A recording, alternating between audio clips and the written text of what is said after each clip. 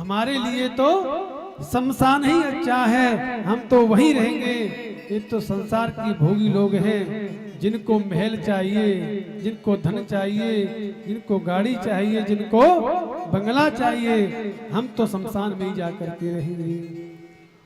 और वास्तव में शास्त्र ये कहता है कि इस दुनिया में महाराज किसी से किसी का संबंध नहीं, जो भी संबंध है सब बनावटी है। मोह निशा सब शोभन हारा, और देखे स्वप्न अनेक प्रकारा। ध्यान देना, जैसे हम सोते समय रात्रि में स्वप्न देखते हैं और हम सोचते हैं यह सत्य हो रहा है, लेकिन स्वप्न कभी सत्य नहीं होता है।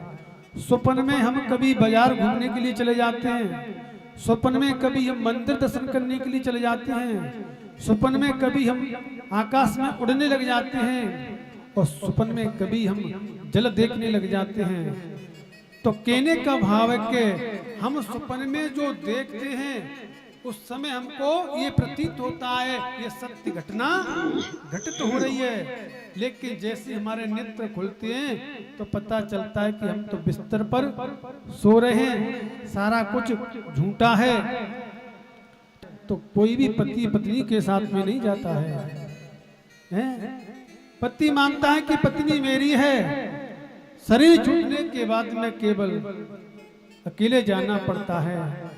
आप सोचते हैं कि बेटा बेटी हमारे हैं, तो महाराज जन्मने से पहले कोई आपके पास में पत्र नहीं आता, कोई सूचना नहीं आती कि माताजी पिताजी हम आपके घर में जन्म लेकर के आ रहे हैं और हमारी सारी व्यवस्था करना। कहती कि मोह निशा सब शोभन हारा, देखे स्वप्न अनेक प्रकारा। ध्यान देना, यह शरीर भी अपना नहीं है, तो संसार की चीजें अपनी कैसे हो सकती हैं? यदि